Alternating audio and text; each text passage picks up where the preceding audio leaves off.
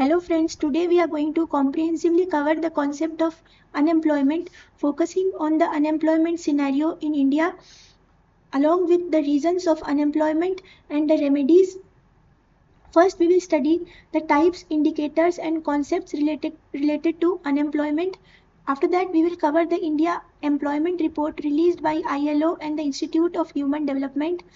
After that, we will study how jobs can be created, that is the remedies for unemployment.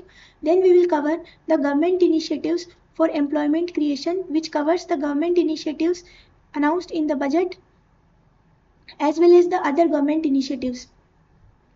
After that, we will study the periodic labor force survey, and finally we will be doing certain practice questions related to unemployment. First, the types of unemployment. First is the frictional unemployment. It is a temporary unemployment when people change from one job to other.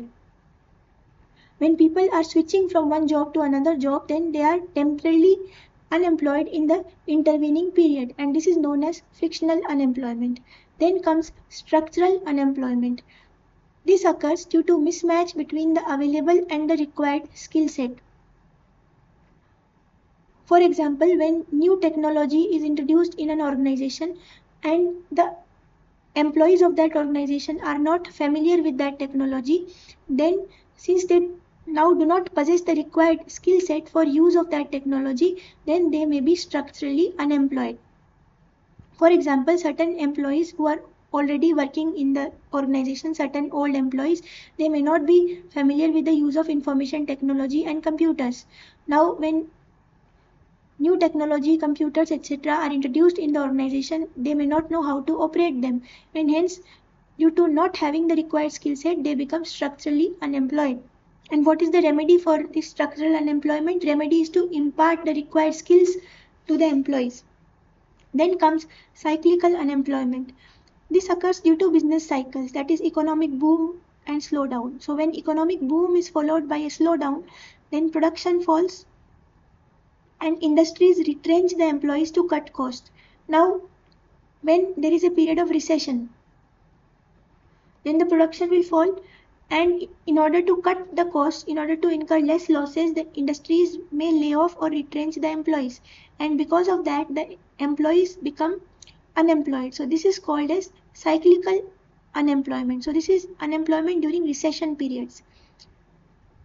It occurs due to business cycles. Then comes seasonal unemployment. This occurs due to seasonal nature of agricultural production. For example, the crops in agriculture, they are only produced during certain times of the year, and during rest of the time the farmer may be seasonally unemployed. Then comes disguised unemployment. This occurs due to surplus laborers. For example, suppose there is an agricultural field owned by a family, and the family consists of 10 people, and all the 10 people are working on that agricultural field. And now all these 10 people are working, but the same output could have also been achieved by 5 people working on this field. And the additional 5 people, they are not contributing anything. They are not contributing anything substantial. So if the same output could have been achieved by 5 people working on the field, then the additional 5 people, they are disguisedly unemployed because they are not contributing to the production. They are surplus. And the same output could have been achieved by lesser number of people. So this is known as disguised unemployment. This is particularly in the agricultural sector in India. Now we will study the different indicators relating to unemployment. So first is labor force. Labor force is the part of population that is willing and able to work in the productive age group, that is 15 to 64 years. Now the productive age group or the working age population, it is in the age group 15 to 64 years. Now in this age group, not all people will be willing to work. Some people may just want to sit at home and do nothing. And in this age group, not all people will be able to work. Some people may lack the abilities to work because of certain limitations or incapacity. So labor force consists of the part of population which is willing and able to work in the productive age group. So they are actively looking for work and they are able to work. Now this labor force consists of both employed and unemployed persons. So those people who have got employment and those who are seeking employment but do not have employment. So both these categories are included in the labor force. Now we come to labor force participation rate. Now in this definition there is an error. It is the percentage, it is the number of persons in the labor force per 100 persons in the population. It is the percentage of labor force in the population. This is the labor force participation rate. The percentage of labor force in the population. That is the percentage of employed and unemployed persons in the population. Now we come to worker participation ratio. Again there is an error. This is the number of persons employed per 100 persons in the population. It is the percentage of the employed people in the population. So it includes the number of persons employed divided by the population and multiplied by 100. So this is known as the labor force. This is known as the worker participation ratio. Now we come to the unemployed, the proportion unemployed. So this is this proportion unemployed or the unemployed ratio, unemployment rate. It is the number of persons unemployed again per 100 persons in the population, percentage of the persons unemployed as a percentage of labor force. So the formula will be the number of persons unemployed divided by the labor force and multiplied by 100. So this is the formula for the proportion of people who are unemployed. We will understand this with the help of an example.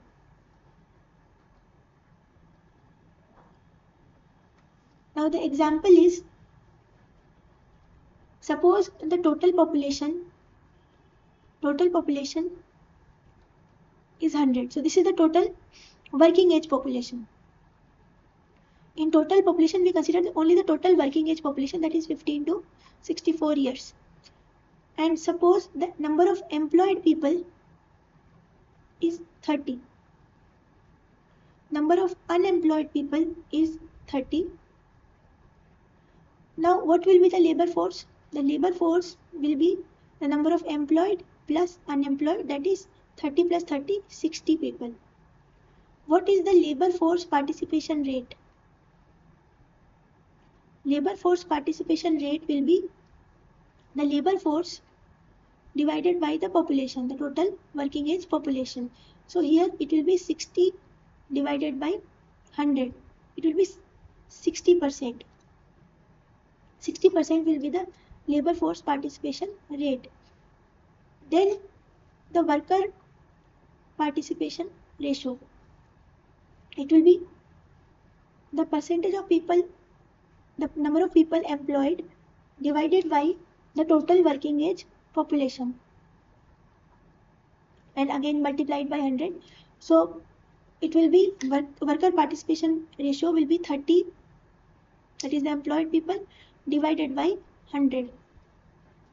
So it will be 30%. Then what will be the unemployment rate? It will be the number of people unemployed divided by the labor force. Here it is a point to note, it is not divided by total population. It is the number of people unemployed as a percentage of the labor force and again multiplied by 100. So unemployment rate will be 30 divided by 60. That is, if you multiply it by 100, it will become 50%. This will be 30%. This will be 60%. So now we have understood what is labor force participation rate. It is the labor force divided by total working age population. Worker participation ratio, worker population ratio will be the employed persons divided by the working age population. Unemployment rate will be the unemployed persons divided by the labor force. And all these will be multiplied by 100 to get it in percentage terms.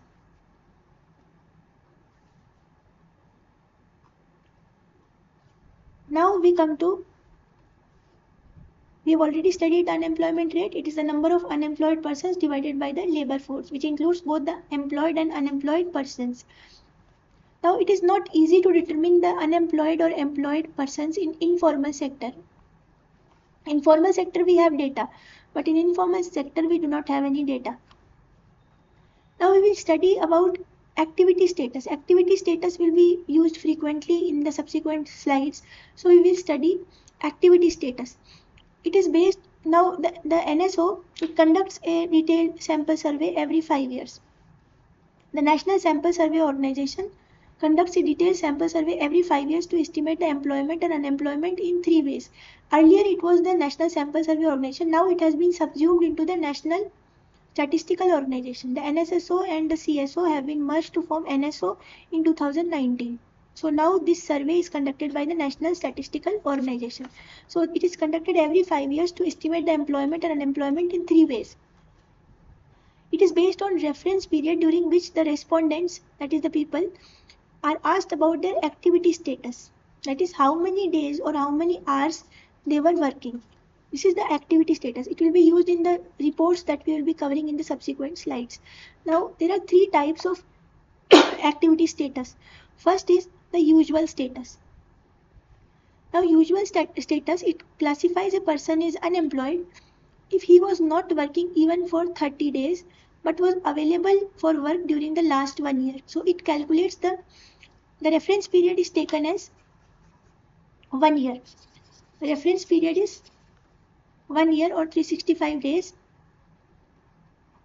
Now during the preceding 365 days, if the person was not even working for 30 days, then that person will be considered unemployed according to the usual status. Now this usual status is also of 2 types. It is of 2 types.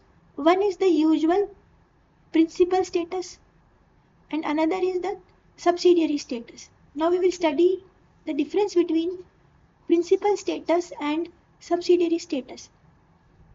Now we calculate in usual status the number of days or the time during which the person was employed during the last 1 year.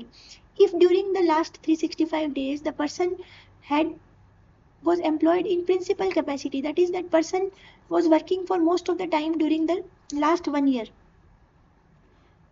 then that person will be employed according to the principal status. So that is the principal employment of that person. Suppose that person is engaged in any activity, in any employment for suppose a 6 months period. So that is according to the principal status. Then comes the subsidiary status. Subsidiary status means that person is employed for a short time period during the preceding 1 year, short time period. This short time period should be at least 30 days. At least 30 days. So that is the subsidiary status. So in the India employment report, most of the data and statistics calculating employment, that is employment and unemployment, they are taking both the principal status and subsidiary status into account. Now usual status we have just seen. Then we come to current weekly status. So this classifies a person as unemployed if he did not work even for 1 hour during the week preceding the survey, despite being available to work. Now this person was available to work during the week preceding the survey, during the 7 days preceding the survey, that person was available to work, but that person did not work even for 1 hour. Then that person will be considered unemployed according to the current weekly status. So current weekly status considers 1 week as the reference period, and the person will be unemployed if that person was not even working for 1 hour during the preceding 1 week. So if we take current weekly status as the basis for classifying unemployment, then the unemployment rates will go much higher. Now we come to the current daily status. What is the current daily status? This takes the reference period of 1 day. Current daily status takes the reference period as 1 day. So under this, a person working between 1 to 4 hours a day. Now the reference period is taken as 1 day. If that person was working between 1 to 4 hours during the preceding 1 day, then that person is said to be having half person day of employment. And if that person during the previous 1 day was working for 4 or more hours, then that person is having 1 person day of employment. Now we have studied the three types of activity status: usual status, current weekly status, and current daily status. In the India employment report that we will be studying, the usual status has been taken for calculation of employment data, employment and unemployment data. Now we come to the India employment report of 2024. It was released by the Institute of Human Development and the ILO. Now, the ILO, we know it is a specialized agency of the UNO. And it became a specialized agency of UNO in 1946. It was initially established in 1919 after the Treaty of Versailles. But it became a specialized agency of the UNO in 1946. An Institute of Human Development is a body which also calculates the data related to human development indicators, including labor and employment and other indicators also. Now, what does this India employment report say?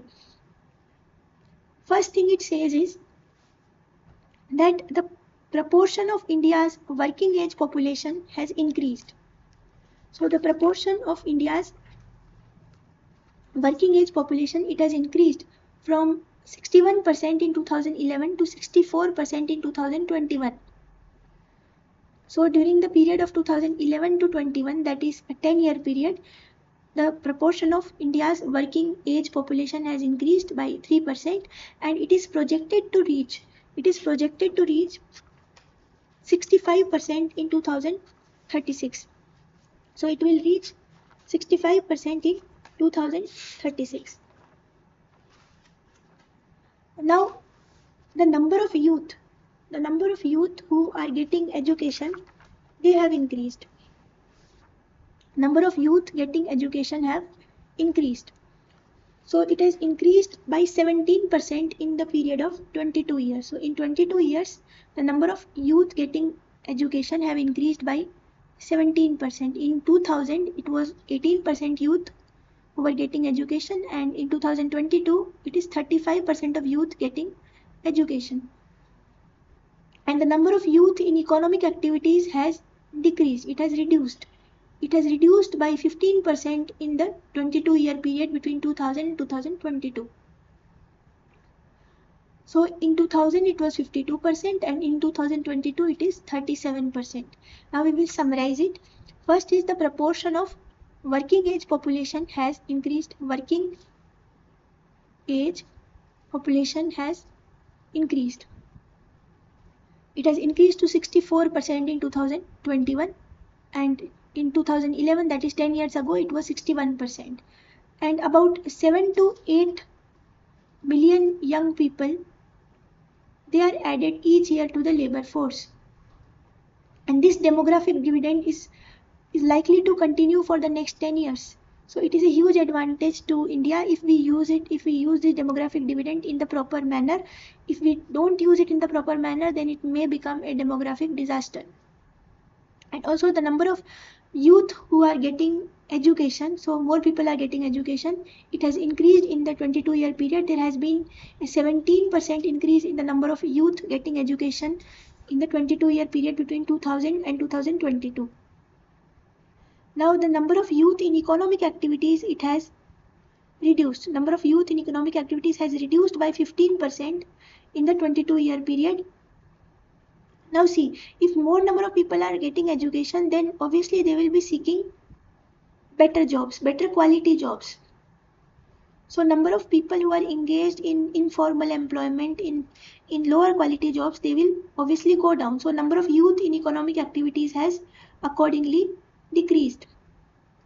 Now share of unemployed youth among all the unemployed people. So among all the unemployed people, which includes both youth and the higher age group people, the share of youth in the unemployed people, it is 82.9%. So very high share.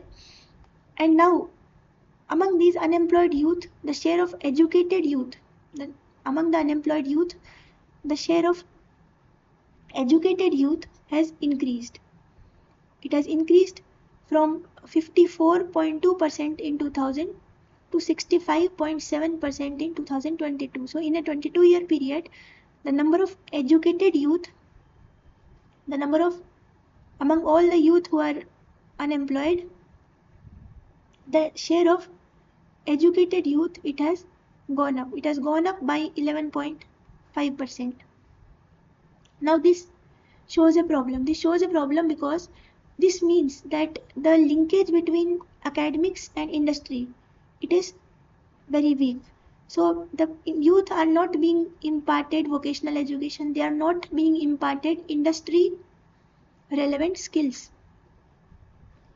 So although they are graduating, but their education is not useful for the job market. So a large number of our graduates, they are unemployable. Then we come to the number of educated unemployed. So number of educated unemployed. This problem is also increasing. Now the number of educated unemployed females is 76.7% of females are among the educated unemployed, and 62.2% of males, they are among the educated unemployed. Now you can see that the share of males is less than the share of females by 14.5%. So this is wrong. Share of males is less than the share of females by 14.5%. So the problem of educated unemployed is increasing because the people are graduating but they are not getting any the skills that they acquire, they are not relevant in the job market. Now, is the crisis a result of a lack of jobs? Now this is a question. Is it because of a lack of jobs? Now the reasons for unemployment are, one is lack of job opportunities, but also although there are jobs, but the youth are not getting the skills required or relevant for the jobs. The vocational education is not being provided. Poor quality of education is also a problem. Quality education is not being imparted to the youth, so although they are graduating, but they do not have the required skills, they do not have the required education to get a job in the job market. And now ILO and IHD, they have said that the technically qualified youth in India is low. So the share of technically qualified youth is low in India. Now according to the data, 15.62% of youth had vocational training. Out of them, only 4.09% they had formal vocational training. So out of the youth, 15.62%. This is between 1/6 and 1/7. So this is between 1/6 and 1/7 of the youth. So 15.62% of youth had vocational training, and out of them only 4.09%, that is nearly 1/4. 1/4 is 5%, and this is less than 1/4. So less than 1/4 had formal vocational training. So this is a very low percentage. Now employment in agricultural sector, this data can be quoted in the answer writing in exams also. So this shows that a very low share of the youth is getting vocational training, and even lower share is getting formal vocational training. Now employment in the agricultural sector, it increased after 2019. Because of lack of quality education, the youth find difficulty in getting jobs in other sectors. Now what happened is, after 2019, we had the pandemic. And because of the pandemic, there were the lockdowns, and many of the migratory laborers, they migrated back to their villages. and they started the agricultural work. So the number of people who were engaged in agriculture, they increased. So the employment in the agricultural sector increased after 2019. Also, the youth were not able to get jobs in other sectors because the other sectors, they received a setback. during the pandemic. The economic slowdown occurred, there was negative growth during the pandemic, and because of that the other sectors, that is the service sector, the manufacturing sector, they suffered. So the youth could not get jobs in other sectors, hence the employment in agricultural sector increased after 2019. Then there is a major problem in India, that is informalization of the workforce. Now in 2023, most of the jobs, that is 90.4% of the jobs, they were in informal sector. So 90.4% of jobs, a huge number, they were in the informal sector, and these informal workers, they have no social security, and there is also very little data available about the informal sector. So 90.4% of jobs were in the informal sector, and around half of the jobs in the formal sector, they were also of informal nature. This is a further problem. Now if 90% are in informal sector, then nearly 9 point something, that is nearly 10% jobs, they are in the formal sector. Now out of these jobs in the formal sector also, half of them, they were of informal nature. So this is a huge problem in India, major issue regarding unemployment in India. So we need to create more jobs in the formal sector. Also another statistic is that the unemployment rate among the youth, it became 3 times. It tripled between 2012 and 18. So this is a dismal situation. Now about the quality of employment. As we have already seen, there is informalization of workforce. About 90%, 90.4% of jobs are in the informal sector. So there is low production and there are low earning jobs. And also the real wages and the earnings, they decrease. Real wages decreased or stagnated. Now during the last 10 years, that is in the period between 2012 and 2019, during the 10-year period 2012 and 2022, the real wages, they decreased. Real wages decreased in all sectors except the sector of casual laborers. So for casual labor, the real wages increased by about 27%, but for regular salaried employees, the real wages, they reduced. They reduced by about 10%. Also, so this is a worrying trend. So the real wages and earnings, they decreased or stagnated.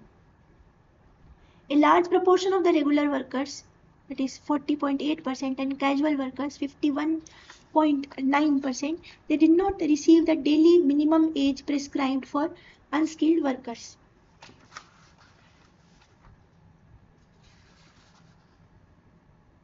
Now, according to trade union leader Amarjit Kaur, formal employment is only 9% of the total employment.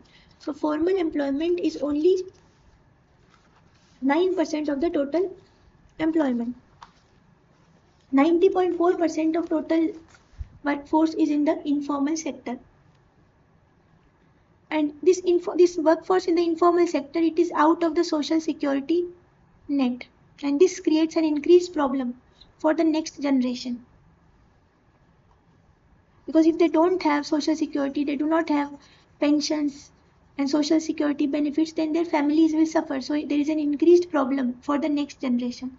Now the youth living in the southern, the western and the northeastern parts of the country, they have greater probability of being in formal employment. While the youth who are living in the northern parts of the country, they have a greater probability of being in informal employment. And also there is a larger presence of the socially marginalized youth in the informal jobs. So those people who are from the socially marginalized sectors like SC, ST, the manual scavengers, all these people, the gig workers, etc., they are more in the informal jobs. Now the socially marginalized may include the people who are marginalized in the society. So this includes the Dalits, the manual scavengers, etc. Now, why are the jobs scarce in the formal sector? Why the jobs are less in the formal sectors? So according to the trade unions, they say that for years thousands of posts have not been filled. So there are a large number of vacancies which have not been filled. Also, there is a policy of the government according to which 1/3 of the posts will lapse after retirement. So policy of the government of letting 1/3 of vacancies lapse after retirement, they have resulted in reduced formal employment. So there is contractualization of workforce. So number of vacancies are lapsing. Suppose there are 100 vacancies, then after the current employees retire, then about 33 posts will lapse, 33 vacancies will lapse. So invitations for the applications for employment, applications for recruitment, they will be invited only for the remaining posts. That is nearly 70 posts, 67 posts. So then 1/3, the policy of letting 1/3 vacancies lapse after retirement, they have resulted in reduced formal employment. Also contractualization, it has also increased the unemployment problem, contractual employment. And also there is a clamor for consultancies. Now government organizations, they are hiring more number of consultants, and this is not the formal government employment, this is a kind of contractual employment. So this is also increasing the unemployment problem. If more number of consultants are hired, suppose the current employees retire and they are hired as consultants, so there will be less new vacancies created and less opportunities for the next generation to come to get employment. Now we come to the trend that has been witnessed in various sectors. The trend regarding the share in GDP and the percentage in labor force. Now the trend we will see over four years, that is 2000, 2012, 2019 and 2022. Now as we can see that from 2000 to 2019, the share of agriculture in GDP is declining from 27% in 2000 to 15% in 2019. And the share of agriculture in the labor force is also declining from 62% in 2000 to 42% in 2019. But in 2019, what happened was that the pandemic occurred. Now after the pandemic, we see that the share of agriculture in GDP has slightly increased. There is a slight increase in the share of agriculture in GDP. And the percentage of labor force engaged in agriculture has also slightly increased. So this was because many migratory workers, they went back to their home state and they started engaging in agricultural activity because there were less number of jobs available in other sectors due to the recession, the economic recession. So reverse migration occurred after the pandemic, during the pandemic, and because of this, the percentage of labor force engaged in the agriculture sector increased, and the share of agriculture in GDP has also slightly increased from 15 to 15.8%. Now we see the trend in the secondary sector. In the secondary sector, we can see that the share of GDP in the secondary sector, that is the industrial sector, the manufacturing sector, it was 29% in the year 2000, and the percentage of labor force engaged in the secondary sector was 16%. This share, as we see from 2000 to 2019, the share of secondary sector in GDP has been increasing. And the percentage of labor force engaged in the secondary sector is also increasing from 16% in 2000 to 36% in 2019. And the share in GDP has increased from 29% in 2000 to 35% in 2019, which is a positive sign. But then we see that in 2019, the pandemic occurred, and when the pandemic occurred, after 2019, the pandemic occurred. And because of this, the share of the secondary sector in GDP has decreased, has gone down. Because of the economic recession, because of the disruption in the global supply chains. So the share has gone down from 35% to 31%. And also the percentage of labor force engaged in the secondary sector has also decreased from 36% in 2019 to 22% in 2022, 25% in 2022.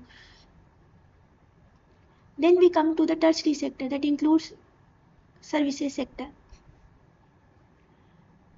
Now, in the tertiary sector, in 2000, the share of tertiary sector in GDP was 44% and the percentage of labor force engaged in tertiary sector was 23%.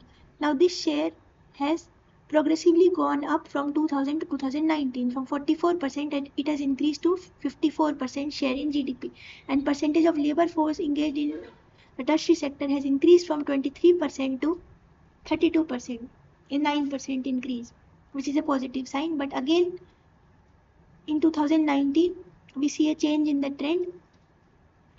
After the pandemic, the share of the services sector in GDP decreased.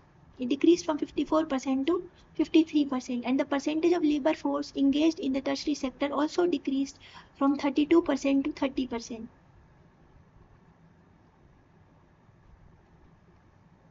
Now, we come to another major problem in India, that is the problem of underemployment. Now, underemployment is higher in India than its low unemployment rate. Now, according to the Periodic Labour Force Survey, the unemployment rate in India is 3.2% in 2023-24, and even during the previous year it had been 3.2%. So the unemployment rate is not very high, but the underemployment is high. Why? Because India is a poor country and it is an overpopulated country. It is overpopulated. So most of the people will try to find some kind of job in order to feed themselves. But the problem is that they are underemployed. Means that these people, they are working less than what they are capable of working. They are capable of working more number of hours, but they are actually working for lesser number of hours. So this is the problem of underemployment.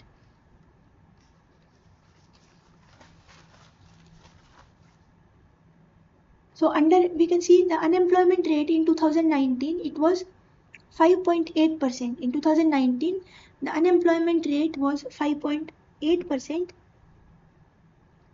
But after the pandemic, the unemployment rate, it has fallen. So UR is for the unemployment rate. After the pandemic, the unemployment rate has fallen. So this is a positive sign, but again, it is not for the right reason. So we don't have reason to be very happy, because although the unemployment rate has fallen after the pandemic, but it is not for the right reasons. What happened during the pandemic was that the migratory laborers, they went back to their villages and they started engaging in agricultural work. So the employment in the agriculture sector, it increased. Employment in the agricultural sector increased from 42% of the labor force to 45% of the labor force. Employment in agricultural sector increased, but the employment in the secondary and tertiary sector, it decreased. So the employment in agricultural sector, it was more. Because of the more increase in the employment in agricultural sector, the overall unemployment rate has fallen. But it is not for the right reasons, because in the agricultural sector, we know that the incomes are lower. Incomes are lower. There is a large proportion of disguised unemployment, and also there is more of underemployment. That is, the people are working less than what they are capable of working, less than their capacity. So this is underemployment. Now another thing is that real wages and salaries. The real wages and salaries, they have fallen in all categories except casual labor. So for regular salaried employees, the real wages have fallen by 10%. They have fallen by 10% over the last 10-year period. That is from 2012 to 2022. But for casual workers, the real wages, they have increased by 27%.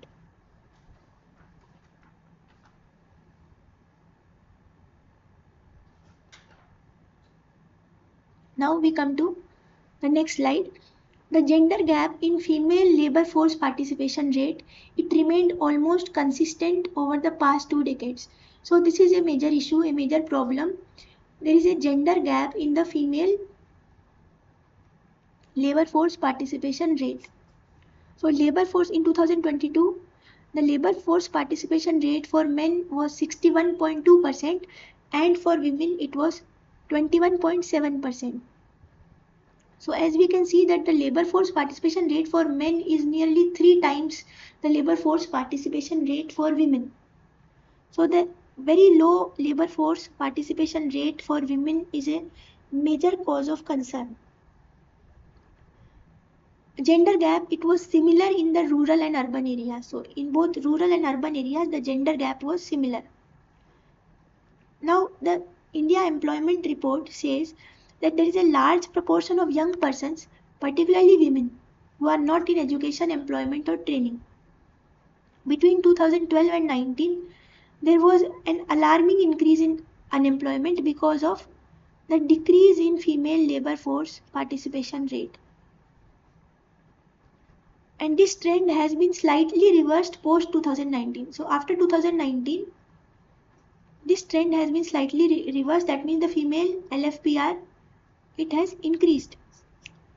But again, we see that the employment in agricultural sector has increased because of the reverse migration, and we know that women, the number of women in agriculture is more than men. Women are more likely to engage in agriculture than men. So as we can see, female participation in labor force has increased after 2019, and this is because employment in the agricultural sector has increased and more women, young women are more likely to engage in agriculture than men. So women are not seeking jobs in the secondary and tertiary sector, they are working in the primary sector, that is agriculture. And this primary sector, we know it has got low income, it contributes low income. Now we come to the unemployment situation in the states in India. The unemployment in the Indian states. First, we will see now the unemployment in this India employment report. It has been calculated on the usual status basis.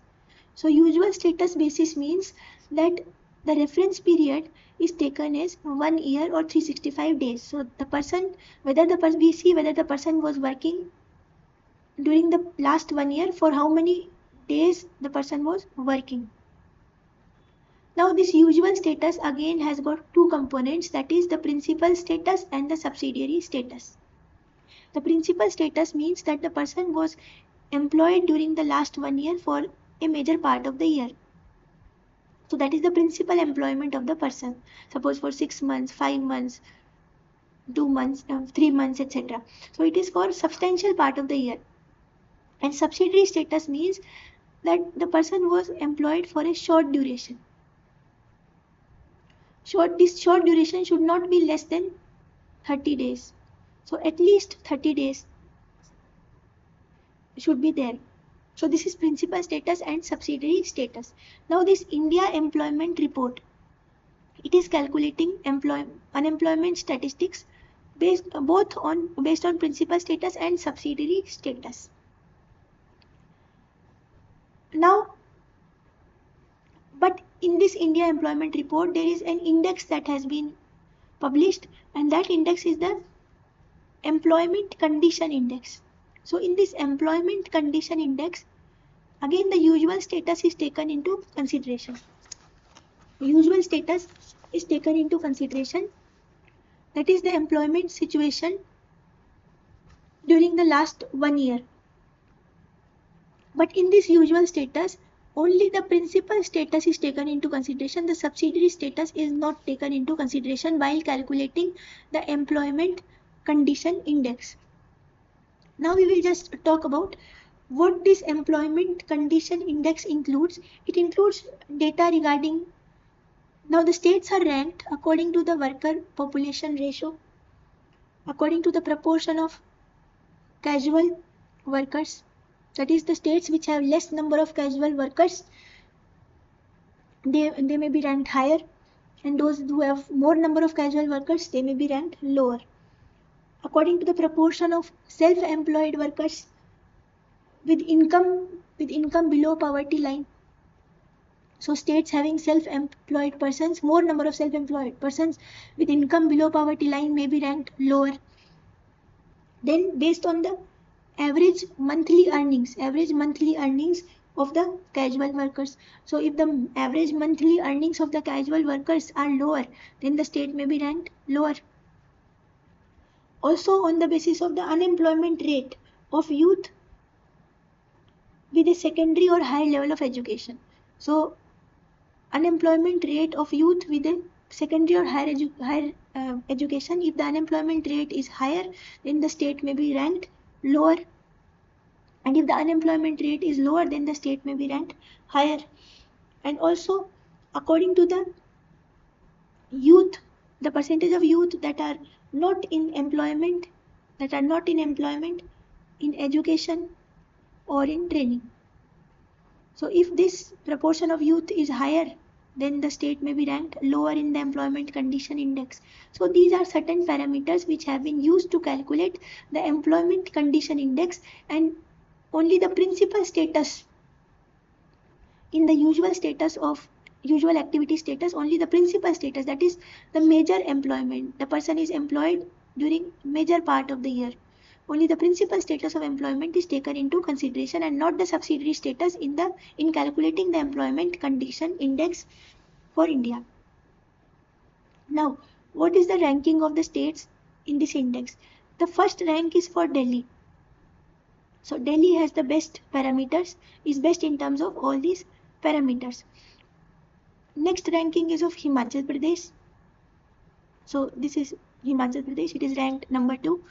Next ranking is for Uttarakhand. And fourth is J&K. So these states are comparatively better in terms of employment indicators. So they are progressing better than the other states. And now we will see the lowest ranked states, the laggards. The lowest ranked state is Odisha. So Odisha has a very poor status of employment. So this is the last state. Then Bihar is also poor. Then comes Kerala. Kerala is the third worst. Then the fourth worst is West Bengal. Then Assam, UP, etc.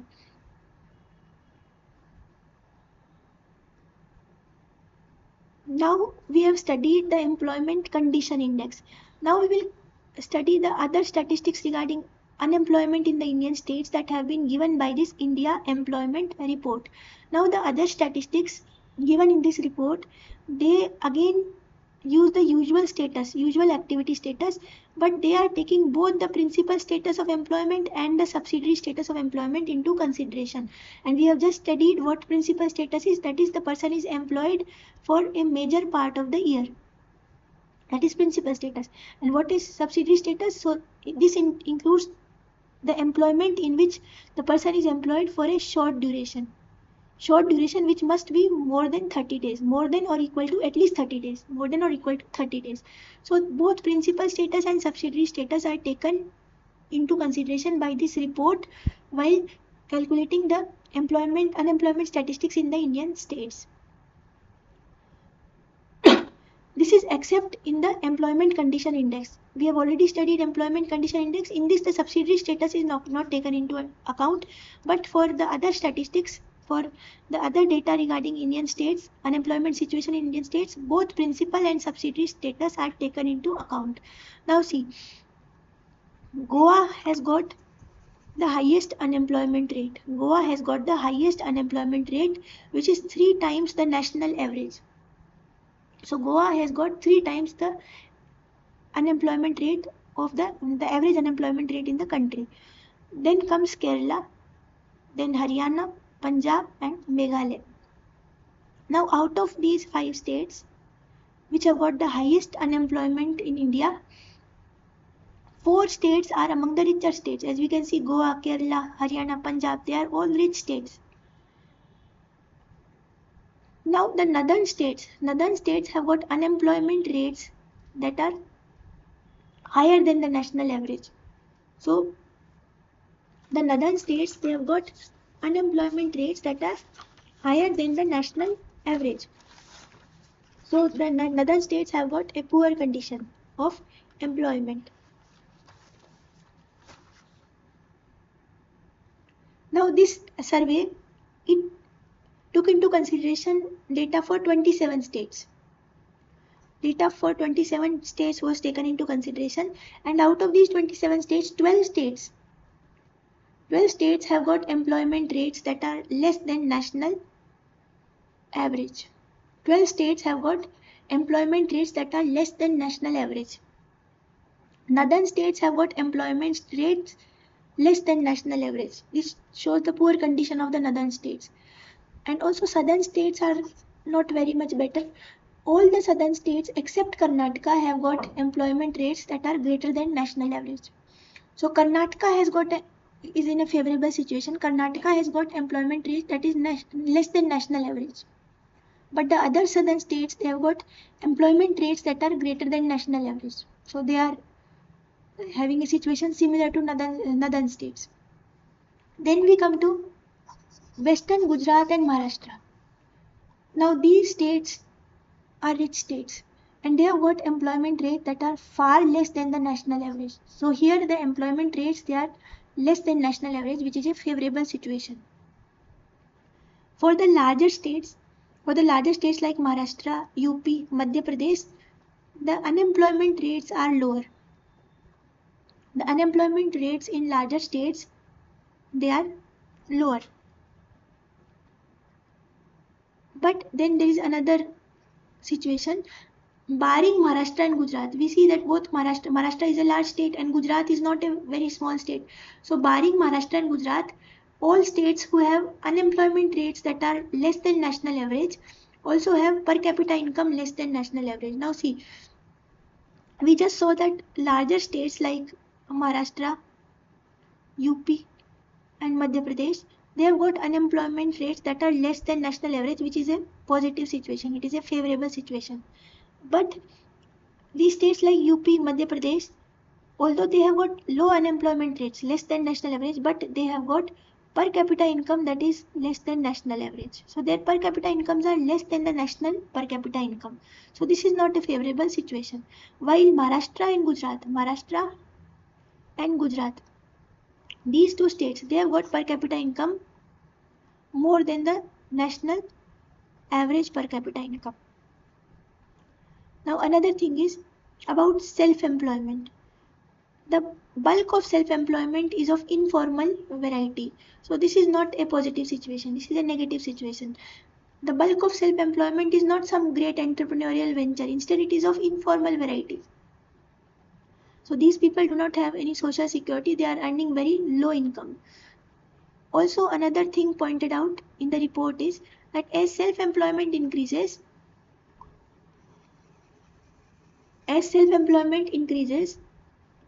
the unemployment rates decrease. So as self-employment increases, the unemployment, it decreases. Now, increase in unemployment in highly urbanized states. Now, this is a reason for the increase in unemployment in highly urbanized states. So those states which are highly urbanized like Gujarat and Maharashtra.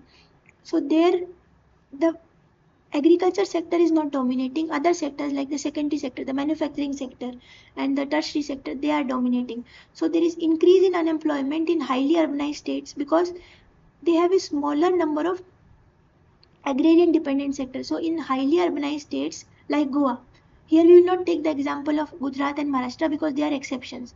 Here we take the example of Goa. So Goa, we see that it has the highest unemployment rate in India. So why? This is because the number of agrarian dependent sectors, they are low. And when agricultural sectors, the agrarian dependent sectors are low, so the informal jobs available are also lesser. Lesser number of informal jobs are available in these highly urbanized states because the informal jobs in the secondary and the tertiary sector, they are low. And majority of informal jobs, they are in the agricultural sector. So since in these urbanized states, agricultural sector is not present in a dominant capacity, so the number of informal jobs is also low, and hence there is increase in unemployment. smaller source of informal jobs available. Now the exceptions are Gujarat and Maharashtra. In Gujarat and Maharashtra, informal jobs are available. Now in Gujarat and Maharashtra, the unemployment rates are less than national average. They are highly urbanized states, they are highly urbanized, but still the unemployment rate is not high. Unemployment rate is less than national average in Gujarat and Maharashtra because here the manufacturing sector has progressed. The secondary and tertiary sector has progressed. Now, even in these two states, the number of people employed in the secondary sector is more. And number of graduates, we will see in the subsequent lines, the number of graduates here is low. And number of people who are engaged in the secondary sector is more. And there are more number of jobs available in the manufacturing sector, and hence the unemployment rate in these two states, that is Gujarat and Maharashtra, it is less than national average. So there are exceptions in the urbanized states. We have just seen in highly urbanized states the unemployment rate is high because of lesser number of informal jobs available, but Gujarat and Maharashtra, they are exceptions. Even though they are highly urbanized, still the unemployment rate is less than national average. Now another point here is that as the number of graduates increases, the unemployment increases. Why? As the number of graduates increases, the unemployment increases. Now some people may say that this means that the graduates do not have the education and skills that are relevant for the job market. Now this may be a reason, but even when the modern sector, that is the IT sector, the new technology sector, it was in its initial stages. Even then, as the number of graduates was increasing, the unemployment was increasing. So the reason cited for this is that when a person graduates, then that person will not be willing to take a lower quality job. They will not be willing to seek an informal job. They will try to seek high wage jobs, and these high wage jobs, these high quality jobs, they are less in number. So these people are not willing to work in informal jobs. They are not willing to work in the lower paying jobs. They want higher paying jobs, and hence the unemployment has increased. Now again, exception Gujarat and Maharashtra. In Gujarat and Maharashtra, the number of graduates has decreased.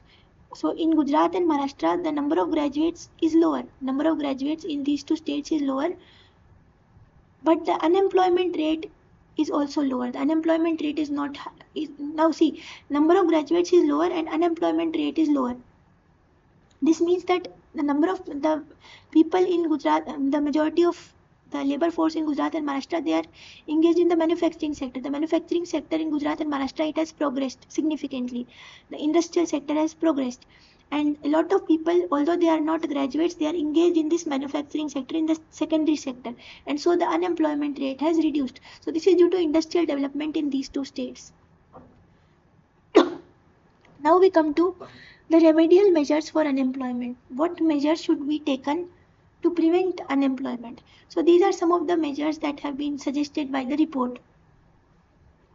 So one measure is that we should make production and growth more employment intensive. So the production and growth should become more employment intensive. So it should be in such a manner that it employs more number of people instead of being machine centric.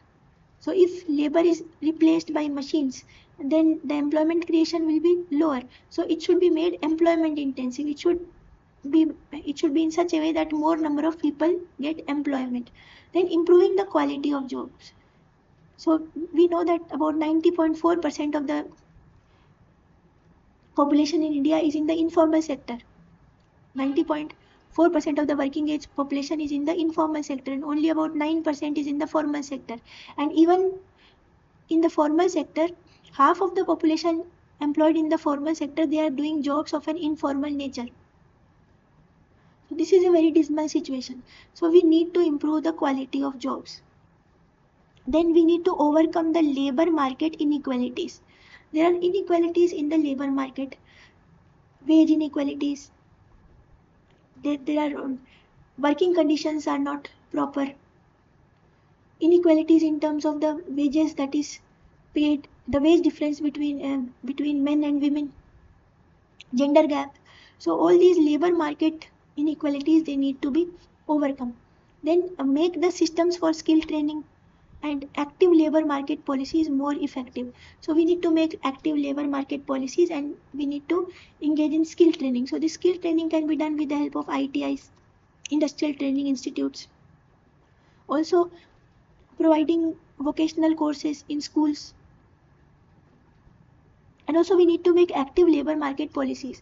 An example is the labor codes. The labor codes of 2020. 4 labor codes were prepared. So these labor codes, they try to ensure minimum quality of work, minimum wages to all workers, and they also try to provide social security to the workers. So active labor market policies should be made more effective. Then micro, small and medium enterprises, they are a major source of employment generation in the country. They need to be supported. So at present we have got the Prime Minister's Employment Generation Scheme. The Prime Minister's Employment Generation Program, this has been started by the Ministry of Skill Development, by the Ministry of MSME. So this is for supporting these micro, small and medium enterprises. So they need to be supported and digitized. We also have the TRADES platform for the MSMEs, to support MSMEs. We have the PM Mudra Yojana. Under PM Mudra Yojana, loans up to 10 lakh rupees, they are provided to these micro, small and medium enterprises as well as to individuals. Then government needs to take steps to increase the agricultural productivity. Now we see that in the 2022 data says that about 45% of the labor force is engaged in agriculture, and it is contributing 15.8% to India's GDP. So contribution of agriculture to India's GDP is lower because the productivity in agricultural sector is low. There is a lot of disguised unemployment. The farmers don't have adequate know-how. Agricultural extension facilities are not being provided. So government needs to take steps to increase the agricultural productivity. Several initiatives like soil health card scheme, etc. have been taken. Rashtriya Krishi Vikas Yojana is there. So government needs to undertake more such initiatives. Then create more non-farm jobs. We know that as the workforce, it transitions from agriculture sector to the secondary and tertiary sector, it indicates economic growth and development. So this is a sign of an economy which is developing. So we need to create more non-farm jobs so that there is alternative source of employment for the people. And non-farm jobs, if they increase, then the income of the people will also increase, because the income in the agricultural sector is lower. Now promote entrepreneurship. Entrepreneurship needs to be promoted through, we have programs like the Stand Up India scheme, the Startup India scheme for promoting entrepreneurship. Then focus on policies to increase the female participation, in the labor force. We know that at present the female labor force participation is very low, and which is a very dismal situation. We need to increase it. We just saw that the male labor force participation is really 3 times the female labor force participation. And we know the reasons for low female labor force participation, because of females being burdened with domestic work, social constraints, patriarchal nature of the society, low education being provided to women. So all these reasons. So we need to increase the female participation in labor force. Then we need to ensure minimum quality of employment and basic rights to the workers across all sectors. So this minimum quality of employment and basic rights need to be provided, like social security benefits, standards, labor standards, minimum quality of employment. So this need to be ensured. Now government has started certain schemes like PM Shram Yogi Man Dhan Yojana for social security to the workers. Now we come to other remedial measures. Before that, we will just study one fact, that is 65% of India's population, it is less than 35 years. So this is a very positive situation. This means that we have a positive demographic dividend. And if we reap its benefits, then India can progress a lot. Now, the problem that India is facing is of oversupply of. Now, the problem is that there is an oversupply of labor. If there is an oversupply of labor, suppose the number of jobs, they are lesser. Number of job vacancies are lesser, and the number of people applying for these vacancies is more. So this leads to reduced income level. This will lead to reduced income level. How? Let us understand with an example.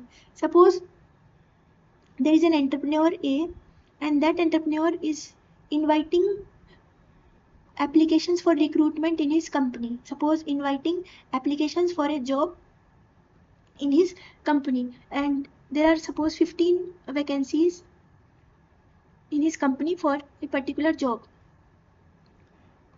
Now this company is a very big company, and the number of people who are applying for these vacancies, it is a large number of people, that is about 1500 people, or maybe suppose 1500 people are 15,000 people are applying for these 15 vacancies. Now the number of people applying is very large. Now this person is saying that I will pay a salary of rupees 1 lakh to each employee.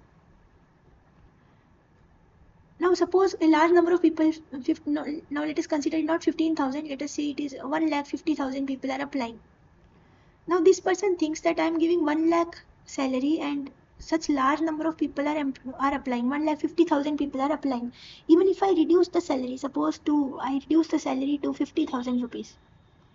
Then suppose the number of people applying, it goes down to 1,25,000. And still a large number of people are applying, and the person can choose from these people. So when there are more number of people applying, when there is oversupply of labor, then it will lead to reduced income level. As we can see in this example, the entrepreneur has reduced the income that he is going to pay to the employee from 1 lakh rupees to 50,000 rupees. So oversupply of labor leads to reduced income level, which has an impact on human capital, and this leads to the middle income trap. So this leads to the middle income trap which our country is facing. Now what is this middle income trap? Currently the per capita income of India is $2,540. India comes in the lower middle income category. And middle income trap means that a country is not able to transition to the higher income category, and it gets trapped in the middle income category. Now we'll just study a few facts. Low income category is gross national income per capita up to $1135. Middle income is gross national income per capita. Lower middle income is gross national income per capita between 1135 and $4465. And the upper middle income, that is the higher middle income category, is the income between $4465 and $13,845. And any country that has a per capita income that is more than $13,845, that is called a higher income country. Now India is trapped in the lower middle income category. The lower middle income category is between $1135 and $4465. We have a per capita income of $2540, and we are not able to transition to the higher middle income or to the higher income category. So India is trapped in this middle income trap, and there is lack of upward social mobility. So this has been said by the economic survey. Now the economic survey also says, it talks about how jobs can be created. So these are also certain remedial measures for unemployment in India. So some of the points are, these points can be used during answer writing in the exam. We have already studied some of the remedial measures. Now we will study some more remedial measures. One is unbundling of funds. Now what is this unbundling of funds? This means converge initiatives on public goods to solve the problem of unutilized funds or lack of funds. Give lump sum amount so that the concerned organization can take better initiatives about where the priority lies. At present, the funds given, they are tight. This means suppose there is a panchayat, there is a gram panchayat, and funds suppose given for a particular scheme. Suppose we take any scheme, national social assistance program. The funds given are suppose 50 lakh rupees. For another scheme, suppose there is another scheme, say it is the Janani Suraksha Yojana, or let's take another scheme for skill development. Some skill development scheme, the funds provided are suppose 5 lakh rupees. Now, suppose the funds utilized for this National Social Assistance Program are only 25 lakh because the number of beneficiaries in this Gram Panchayat are lesser. So only 25 lakh rupees have been utilized and 25 lakh rupees remain unutilized. And for skill development, suppose all these 5 lakh rupees has been utilized.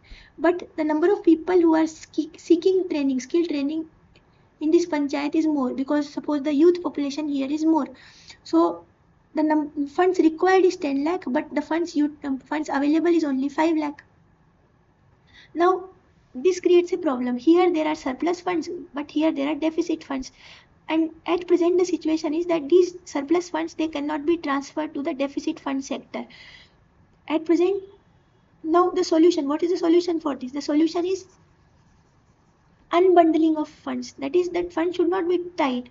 The initiative should be converged. Suppose the panchayat should be given a lump sum amount of, suppose this is 50 lakh plus 5 lakh. That is 55 lakh is given as a lump sum amount to the panchayat, and the panchayat is allowed to use its discretion to spend the funds in whichever area it thinks fit according to the needs of the panchayat. So in that case, the panchayat can spend 25 lakh rupees out of this International Social Assistance Program, and it can spend 10 lakh rupees out of this 55 lakh in the skill development according to the need. So this is known as unbundling of funds or converging initiatives on public goods. Now the next remedy is certified vocational courses in ITIs. Suppose like courses, introducing courses like tourist guides, trained technicians in colleges. So these courses, if they are introduced at the college level or in ITIs, then they can help in employment creation. Standardized nursing and allied healthcare professional courses, they should also be introduced for more employment generation. Then creating community cadres of caregivers to run crèches. At present, we see that large number of women are working in the secondary and tertiary sector and also in the primary sector. So these women, they have children and they need a facility where their children can be taken care of. So if these crèche facilities are provided, then these women can work in a better manner. They can contribute to their work in a better manner. So we can have some community cadre of caregivers. So this can be another source of employment. There can be people who can be recruited as caregivers to run crèches, trained professionals in crèche and daycare services. This is an additional source of employment generation, while at the same time helping the women focus better on their work and taking care of their children also. Then investment in industrial training institutes and polytechnic institutes. Also, introduction of enterprise and startup skills in school, counseling centers in school, vocational education in school. China has twice the number of women in workforce compared to India. So India has half the number of women employed in workforce compared to China. So we are lagging behind compared to China in the female labor force participation. And stress on apprenticeship training programs in collaboration with industries. So we need to collaborate with industries to start apprenticeship training program. So we have schemes at present like National Apprenticeship Program, National Career Service Portal, etc. Then streamlining availability of working capital. Now we know that working capital is the capital, the money, the finances that are required to run any business. So streamlining the availability of working capital is required for generating employment. So in entrepreneurial ventures, in companies, in businesses, you need working capital. Only then you can pay salaries to the employees. So streamlining availability of working capital is also a solution. Then about Manrega. We need to use the Manrega funds in a better focused manner. At present, the Manrega funds are not being used in a better focused manner. We need to ensure that Manrega helps in creating Productive employment. At present, employment is being created, but it is not contributing to production. So this can be done by focusing on water scarce regions. Now people say that at many places the Manrega workers that they are just engaging in unproductive work, like digging up a pit and then covering it with mud. So this is no use. We need to ensure that the Manrega workers are engaging in productive employment. This can be done by focusing on the water scarce regions, like generating activities like water harvesting. So the Manrega workers, they can be made to work on these water harvesting structures. They can be made to build these water harvesting structures. Sustainable agriculture. So Manrega funds used in a better focused manner can help in resolving the problem of unemployment while at the same time contributing to the productive capacity of the economy. Rural India still has got around 65% of Indian population as per a last census. So why is Manrega important? Because rural India contributes to a large proportion, that is 65% of our population. Now we have just studied the remedies for unemployment, how jobs can be created. Now we will come to the government initiatives. Now in the recent budget, the government has introduced a number of schemes. One of these schemes is the employment linked incentive scheme introduced in the budget for creating more employment opportunities.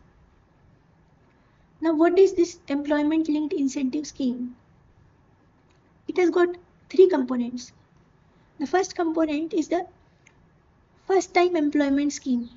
Now this first time employment scheme, it is available to all the newly joined employees. So all the employees that are newly joining in the formal sector and have a salary of up to 1 lakh per month, they will receive a direct benefit transfer of 1 month's salary in 3 installments up to 15,000 rupees when they are enrolled in the EPFO. Now these employees, when these first time employees, the newly joined employees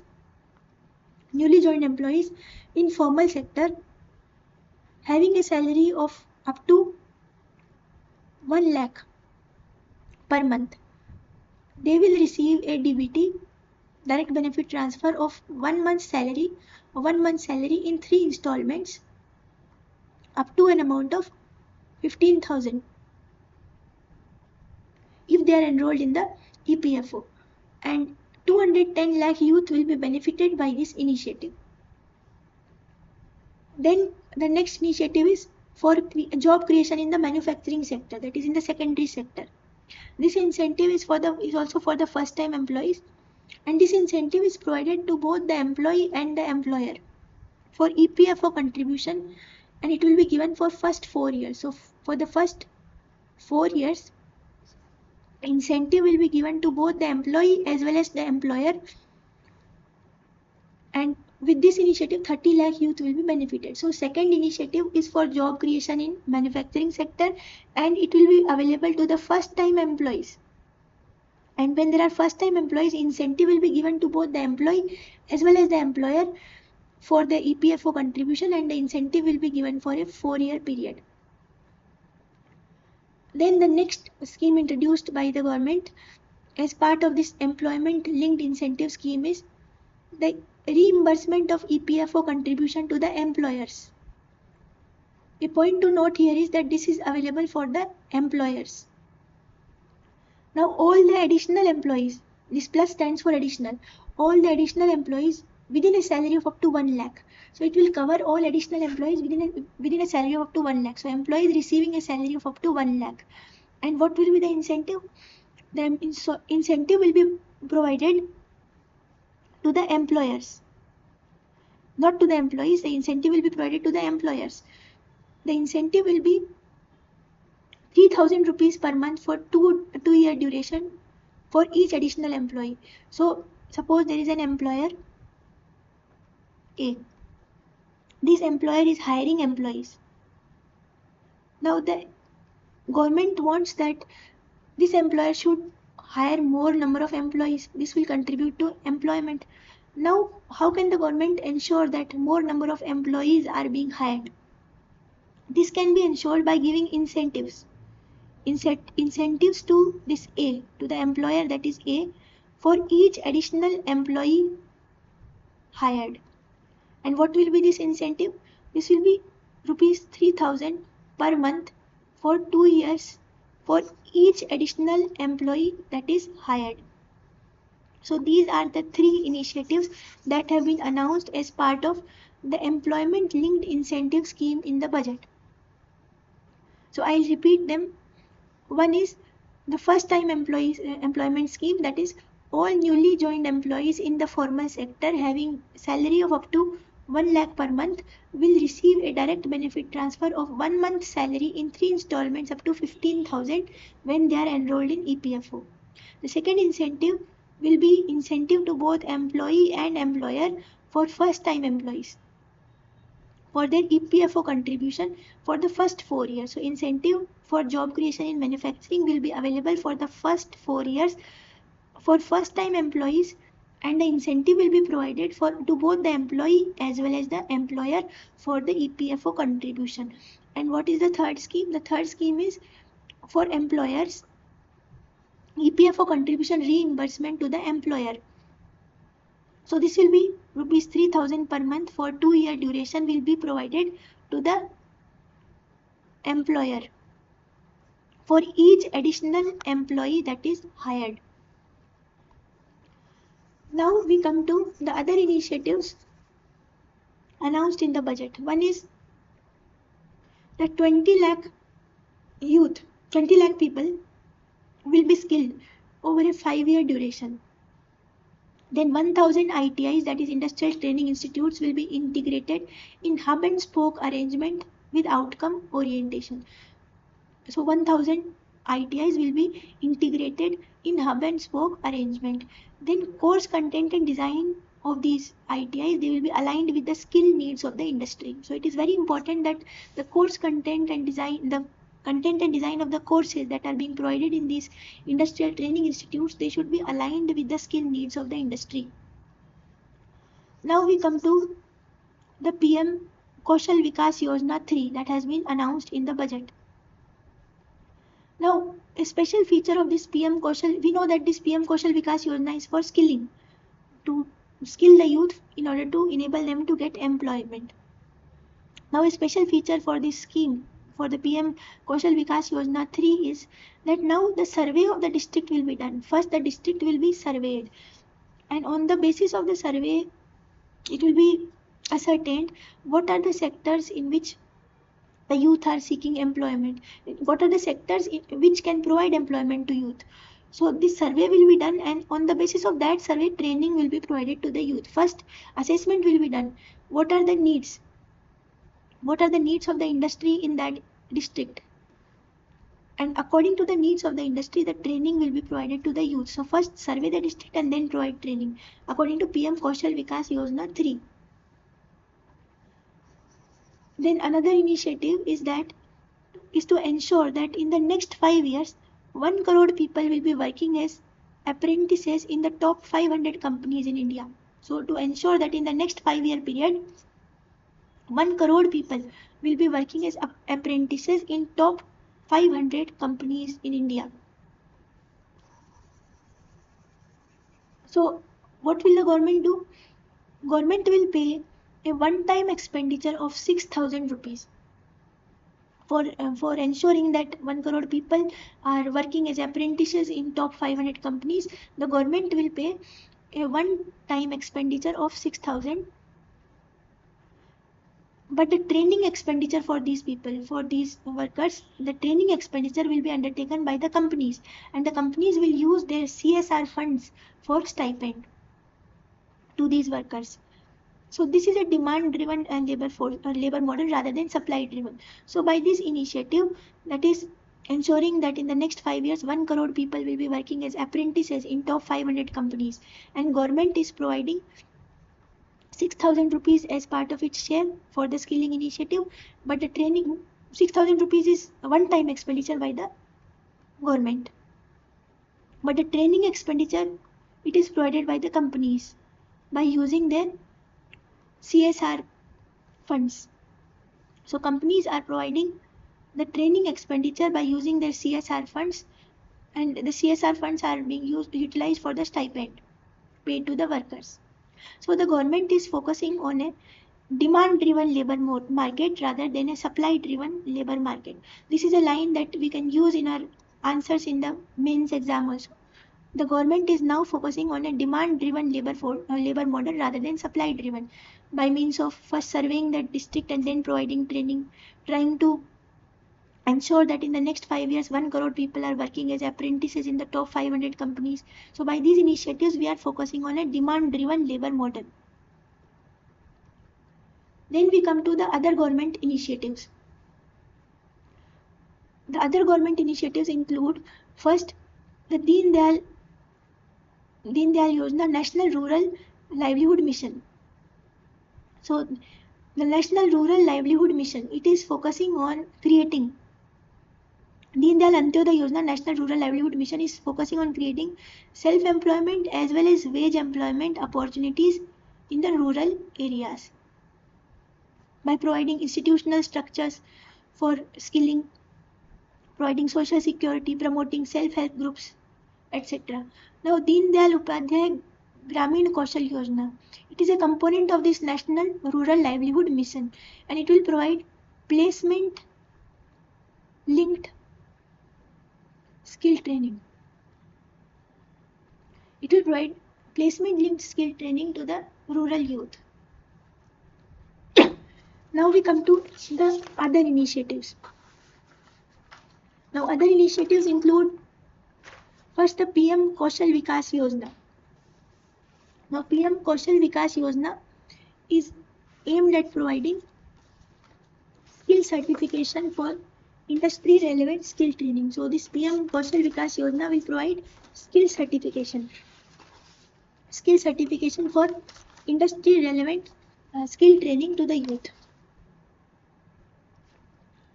Then comes this RSETI. RSETI stands for Rural Self-Employment Training Institutes. So these are training institutes for rural self-employment. So what will be done in this? Dedicated infrastructure will be created in each district for training and skill development, for encouraging entrepreneurship among the rural youth. Then comes the production linked incentive scheme. This is a very important scheme. In this, 14 sectors are covered, and here incentives are provided by the government based on incremental sales, that is the increase in sales based on the performance and based on the local value addition. That is, if there is increase in sales and revenue, based on the incremental sales, government will be providing incentives as part of the production linked incentive scheme. So the incentives are linked to the production, and these incentives are provided for a 5-year period. Next we come to the PM Mitra scheme. So this PM Mitra scheme is for establishing integrated textile parks. So 7 integrated textile parks will be established under this scheme. So this will help in giving a promotion to the textile sector. Next comes a Future Skills Prime initiative. So this Future Skills Prime initiative is for skilling and upskilling of the IT manpower. So this Future Skills Prime initiative is for skilling and upskilling of the IT manpower.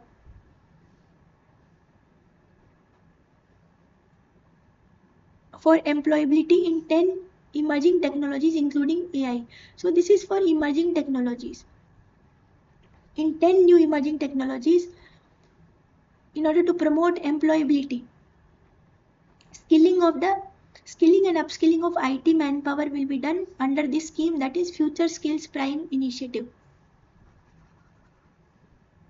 Next we come to Manrega. Manrega, as we know, it is for creating wage employment opportunities in the rural areas. Then comes the PM Mudra Yojana. Under the PM Mudra Yojana, loans are provided. Loans up to 10 lakh rupees, they are provided to the micro and small enterprises. So it is for creating of self-employment. So now these loans which are provided to these micro and small enterprises, they are collateral free. They are without any collateral. So collateral free loans, they are provided.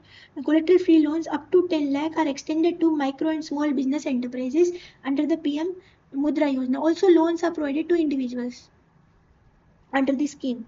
And these loans are provided in order to set up and expand their business activities. And loans are provided in 3 categories, that is Sishu, Kishore and Tarun category. Maximum loan that can be provided is up to 10 lakh rupees. Now we come to another scheme, that is the PM Swanidhi scheme. Now PM Swanidhi scheme is for providing working capital loans to street vendors. So this provides street vendors with working capital loans, and these working capital loans, they are collateral free. They are without any collateral. So this Swanidhi scheme is for street vendors, providing collateral free working capital loans to the street vendors. Next we come to Deen Dayal Antyodaya Yojana, National Urban Livelihood Mission. So similar to DAY NRLM, this DAY NULM is for providing self-employment and wage employment opportunities in urban areas. Then comes the PM Employment Guarantee Scheme. Now this PM Employment Guarantee Scheme is a credit-linked subsidy program for creating self-employment opportunities through establishment of micro enterprises. So this is giving loans to the micro enterprises. This is started by the Ministry of MSME, and it is a credit-linked subsidy program. So that when the loans are given, then subsidy will be given on the interest on these loans. So credit-linked subsidy program, PM Employment Generation Program. Then comes the PM Gati Shakti National Master Plan. So this PM Gati Shakti National Master Plan is for providing multimodal connectivity and infrastructure in the economic zones. Now this master plan has got 7 pillars.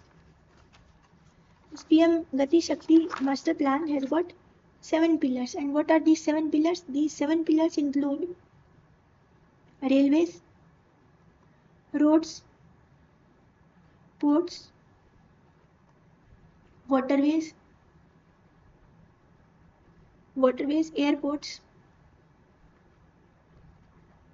mass transport, logistics infrastructure.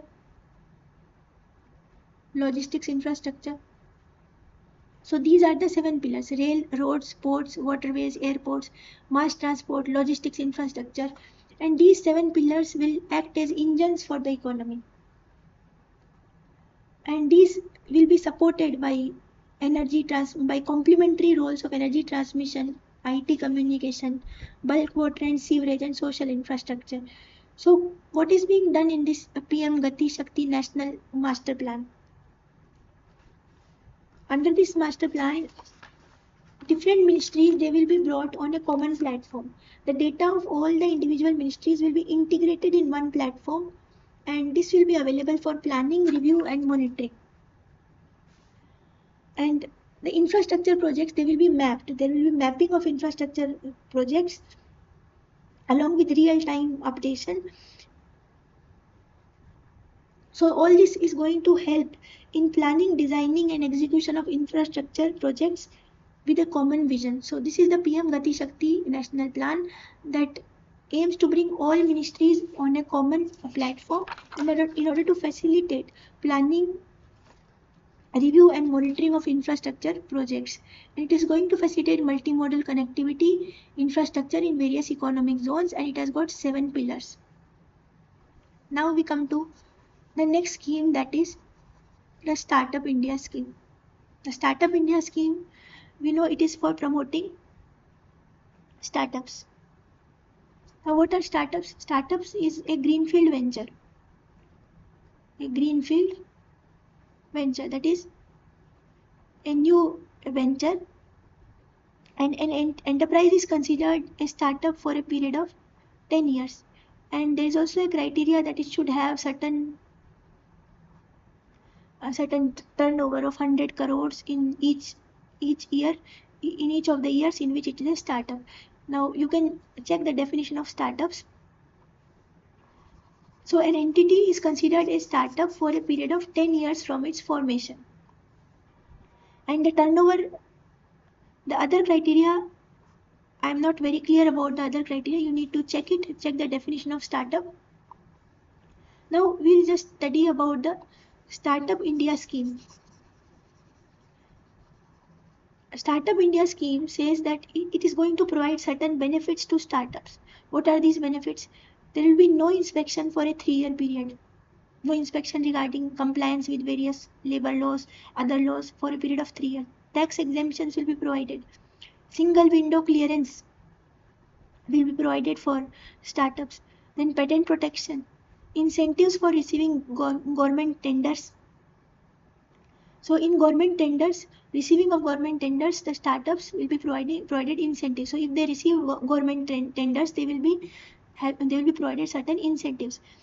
And government tenders, they will be provided to these startups without any prior experience. So even if these startups do not have any prior experience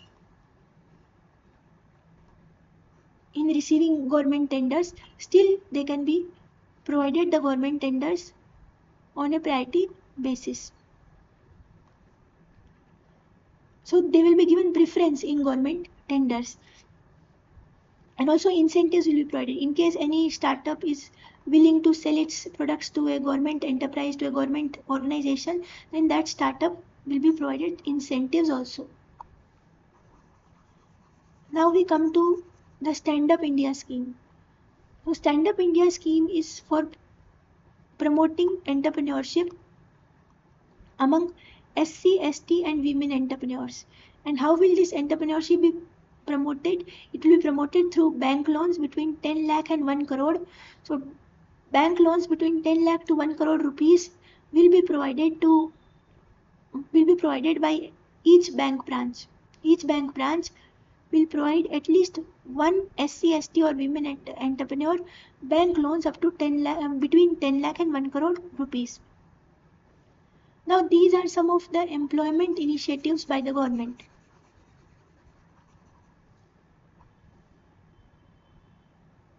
Other employment initiatives, we know they are the Make in India scheme.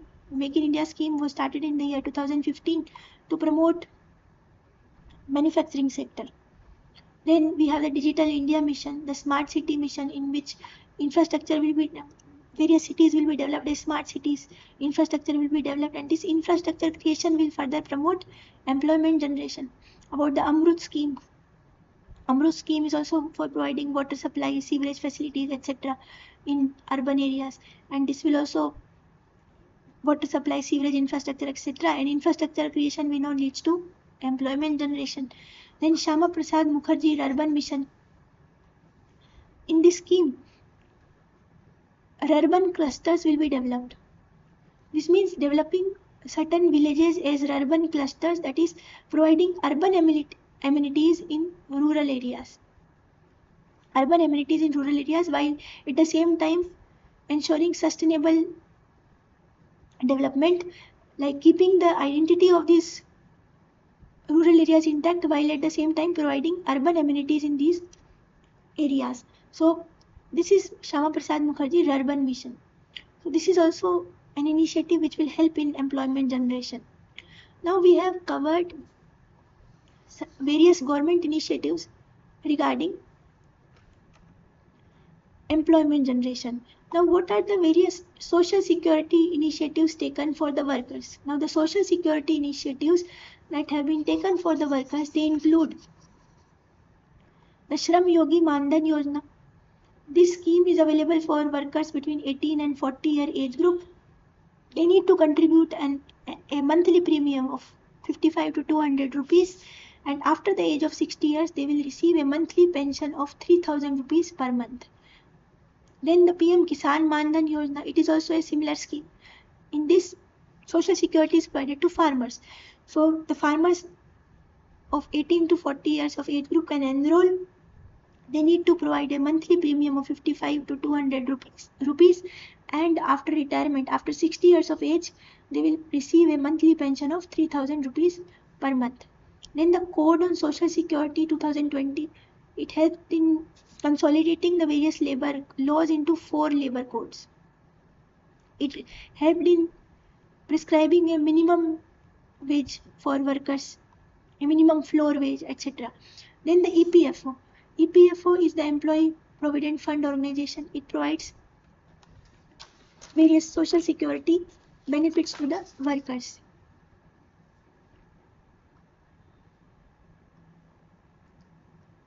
Now the Employee State Insurance Corporation, it is also providing insurance facility to the workers.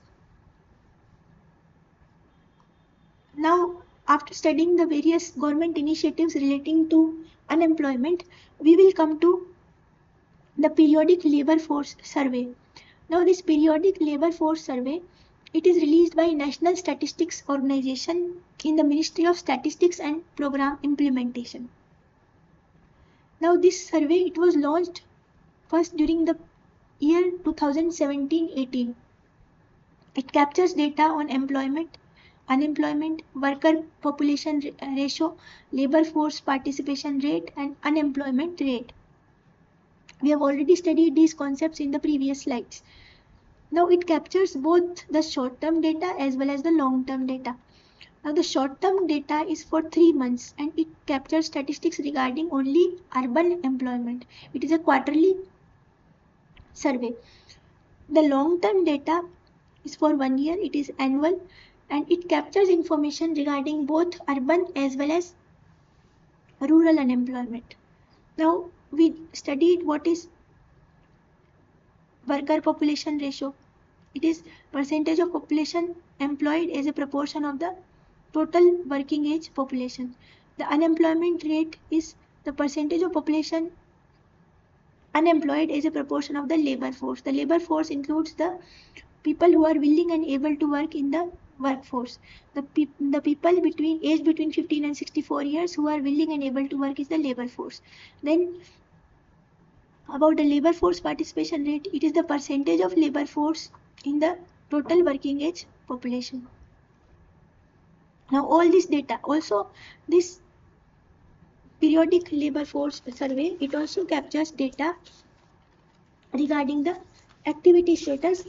Activity status means for activity status is one is 365 days, that is the annual status, and another is the 7 days, that is the current weekly status. So both these data are covered by the periodic labor force survey.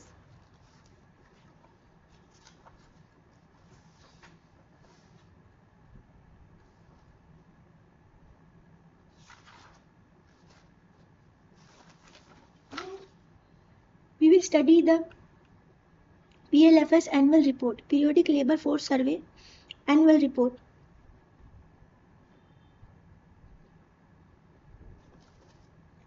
Now it talks about first the labor force participation rate.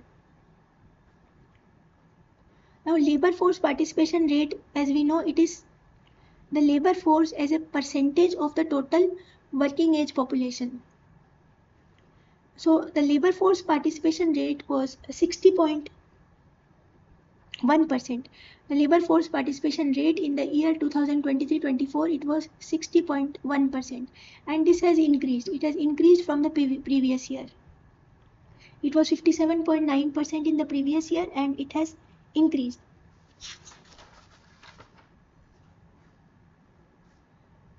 Now about the male and female labor force participation rate. The male labor force participation rate, as we can see in this chart, it has in this table it has increased. Male labor force participation rate has increased and the female labor force participation rate has also increased compared to previous year. So this means that the number of people who are willing and able to work, it has increased. Now about the trend. The trend for labor force participation rate has always been increasing from the year that the PLFS first came into being, that is from 2017-18. From 2017-18 onwards, the trend for labor force participation rate has been increasing trend. Now about the worker population ratio. What is the worker population ratio? It is the percentage of people employed as a proportion of the working age population. And the worker population ratio in India is 58.2%. It has increased compared to the previous year, as we can see in the table. Both the male and female worker population ratio has increased, and the trend also has been increasing from 2017-18 to 2023-24. The trend has been continuously increasing. Then we come to the unemployment rate. The unemployment rate, as we have already studied, it is the number of persons unemployed divided by the labor force and multiplied by 100. So it is the number of unemployed persons divided by the total working age population and multiplied by 100. This is the unemployment rate, and it is 3.2%. But a surprising thing is that even in the previous year, the unemployment rate was the same. It was 3.2%. It has remained stagnant. That means the unemployment rate has not reduced, which is a cause of concern. Now the male unemployment rate, it has decreased. As we can see in the table, it has decreased from 3.3% to 3.2%. The female unemployment rate, it has increased from, this is a slight decrease. The male unemployment rate has experienced a slight decrease from 3.3 to 3.2%. The female unemployment rate has experienced a slight increase from 2.9 to 3.2%. Now about the trend. The trend has been decreasing. The unemployment rate from the year 2017-18 to the present year, that is 2023-24, has been decreasing. In 2017-18, it was 6.1%. It was 5.6%. 5.6% unemployment rate, and at present it is 3.2%. So it has been decreasing over the years.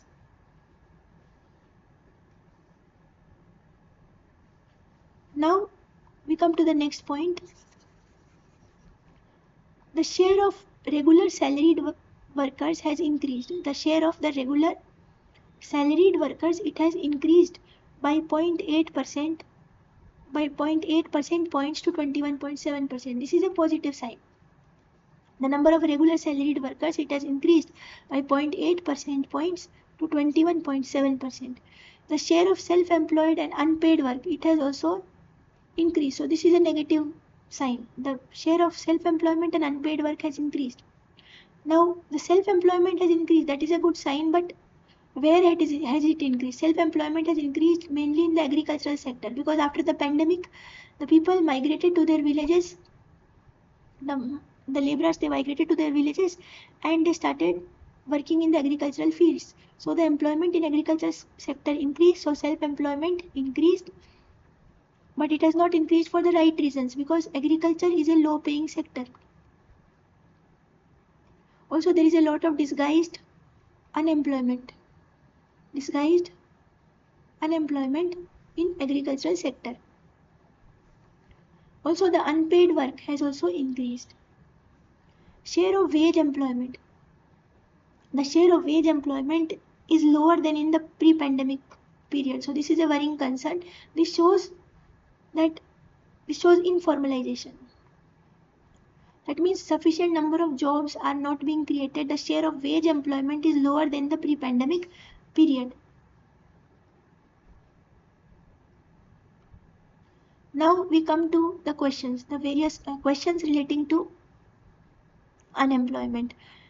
Now the first question is elaborate. First we'll come to the third question, because this has been frequently asked.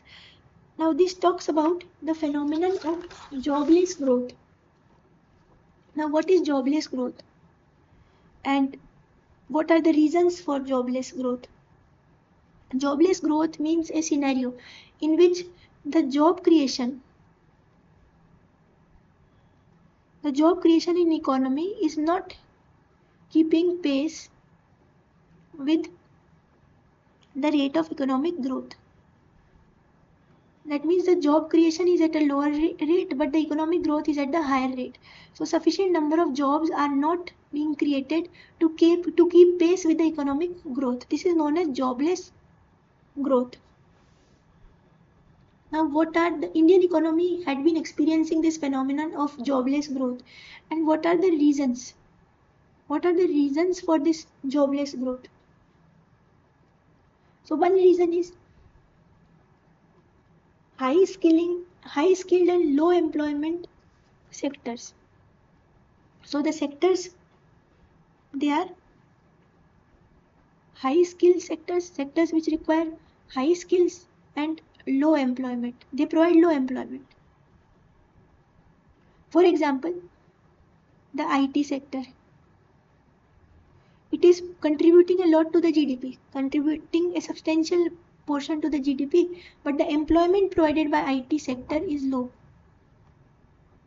And it requires high skills. Not every youth is able to get these high skills, and hence employment provided by IT sector is low compared to its growth and its contribution to the economy. So this high skills and low employment sectors is a reason for jobless growth. Another sector is the semiconductor sector.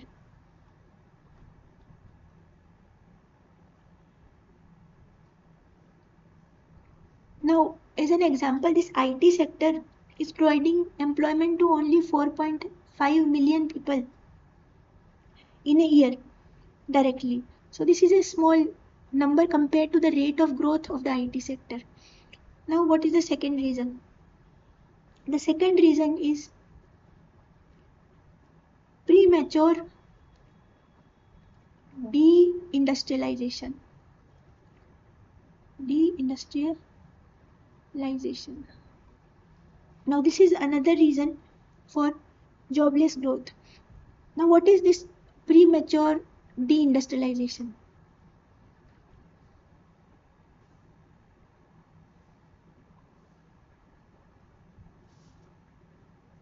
This means that the share of manufacturing sector, it is low. The share of manufacturing in both GDP and employment begins to decline at a much lower level of per capita income compared to developed countries. So India's per capita income, we know that India is in the lower middle income category. Our per capita income is in the lower middle income category. And compared to our per capita income, the manufacturing sector is declining at a is not declining, but it is at a much lower level. The share of manufacturing in both GDP and employment is declining, and it is at a much lower level of per capita income compared to developed countries. So manufacturing sector is not contributing significantly. So this is a sign of premature deindustrialization, and this deindustrialization is also driven by global competition, the disruption in global supply chain. So global supply chain disruption is also one reason for this.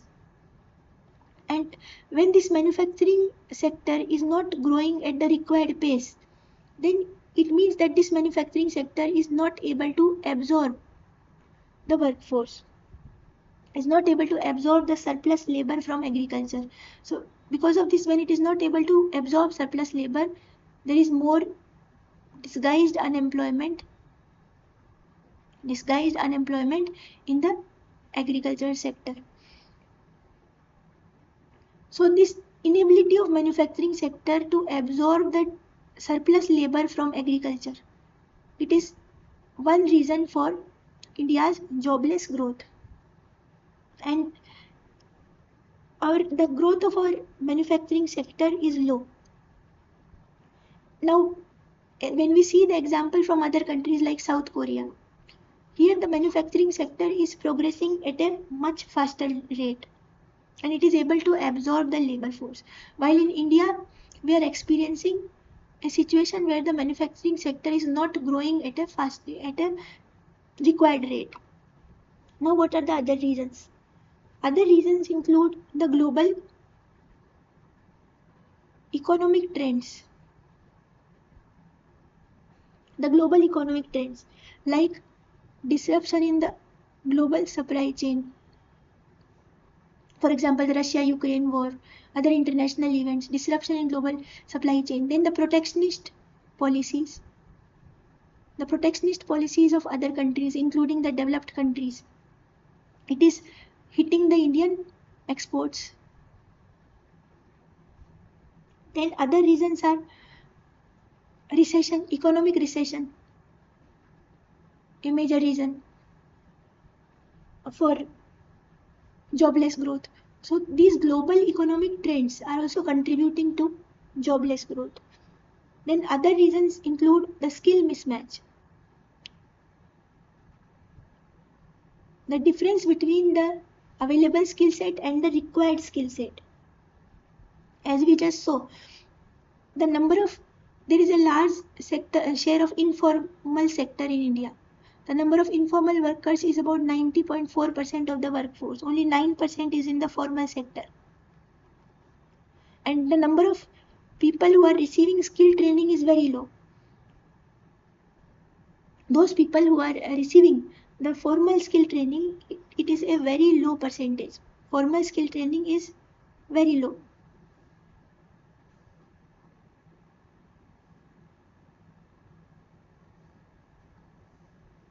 It is only about 1/4 of the people who are receiving skill training, they are receiving the formal skill training.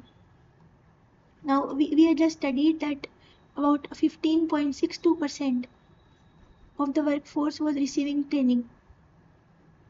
And out of these, only nearly 1/4, that is nearly 4%, they were receiving formal skill training, formal vocational training. This is a very low percentage. So there is a skill mismatch. Then the other reason is dominance of the informal sector. This we have already studied. Informal sector is dominating. Then about the demographic dividend. We know that India has a large youth population, large demographic dividend, and this causes stress on the jobs. The number of people applying for jobs is very high and the number of jobs available are very low. Then the problem of the missing middle. What is this missing middle? Now see, we have small industries, the micro and small industries, then we have middle level industries. One is the small industry that are employing less than 50 workers, then middle level industries, and then the large industries. Now India has got a large number of these small industries which are employing less than 50 workers, and we have got few large industries, but we lack these middle level industries, and these middle level industries are a very large source of employment creation. They are a large source of employment generation, and since we do not have these industries, so employment generation is not keeping pace with the economic growth and contributing to jobless growth.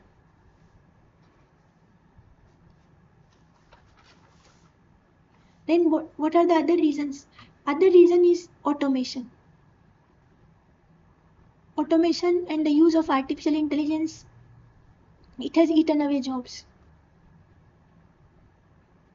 Because of automation, the employees may lack the required skills. They may not be trained in AI, they may not be trained in IT, and because of that, their jobs are going away. They become structurally unemployed. Now, as an example, only 47% of the graduates, 47% of the graduates, they were employable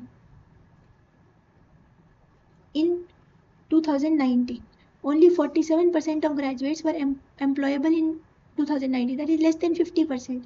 This shows that our graduates do not have the required skill set, they do not have the required education levels for gaining jobs in the job market. Then the last point is regional disparity.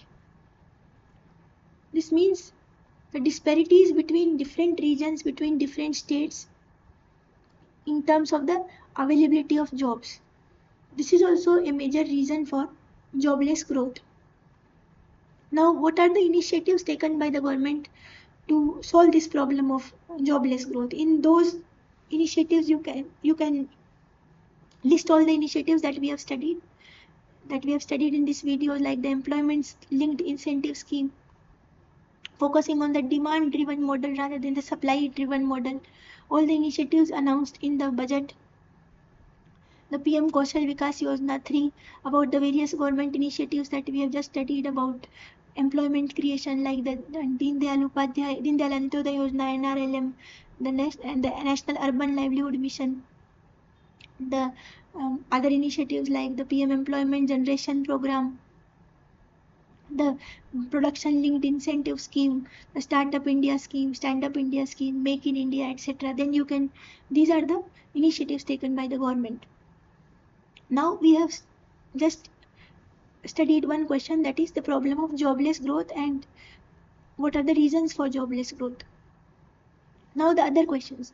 Elaborate on the unemployment scenario in India by giving the reasons for large scale unemployment and measures that can be taken to resolve this problem. So in this elaborating on the unemployment scenario, you can quote the India Employment Report by ILO and Institute of Human Development.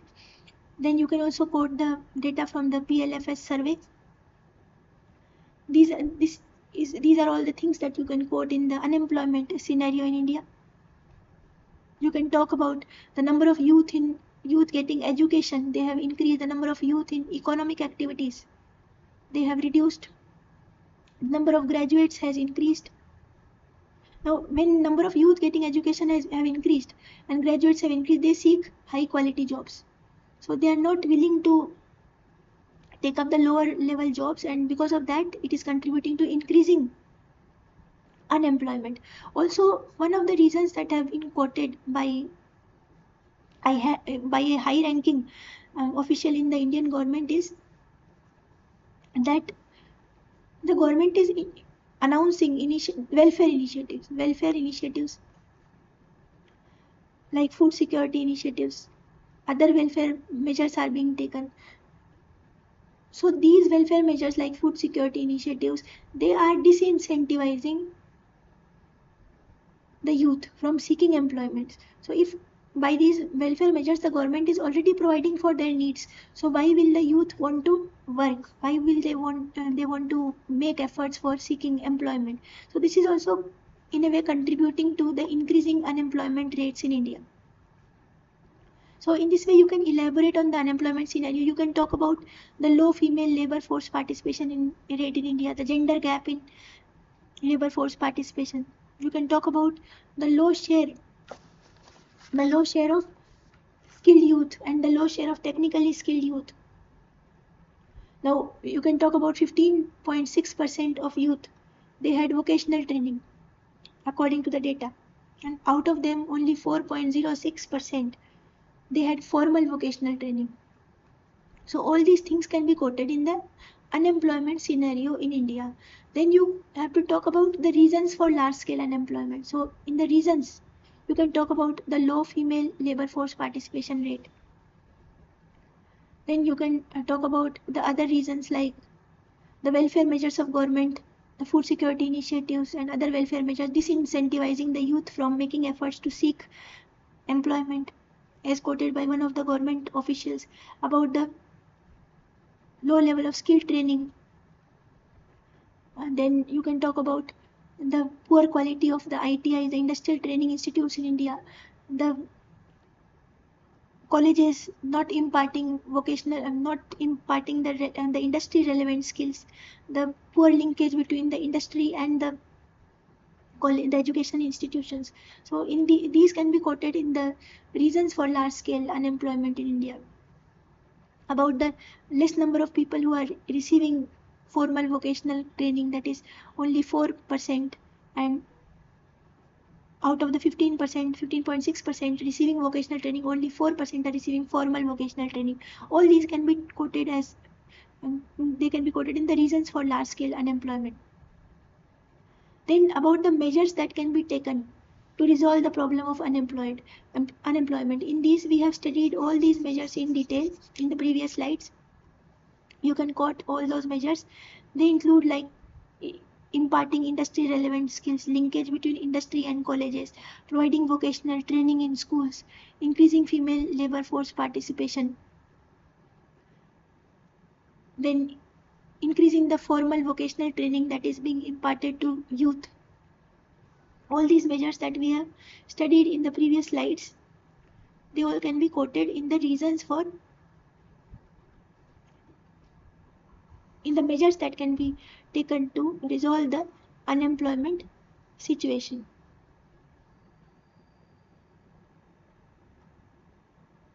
Now these can also be quoted like unbundling of funds, like converging initiatives on public goods, certified vocational courses, then community cadres of caregivers, then using Manrega funds in a focused manner, creating more non-farm jobs. All these can be quoted.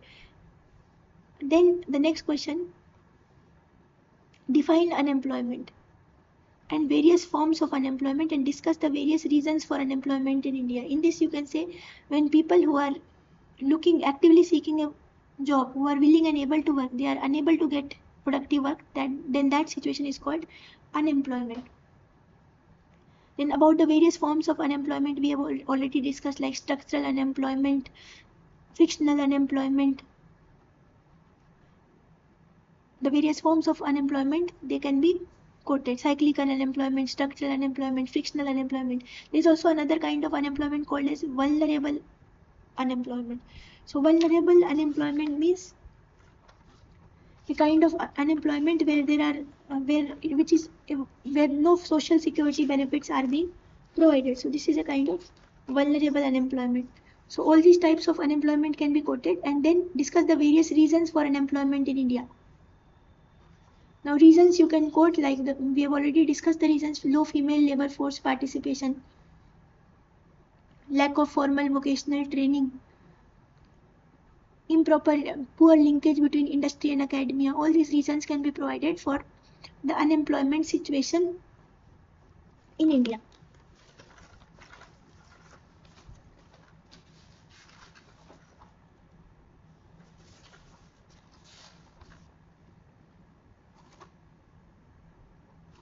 Now in this video,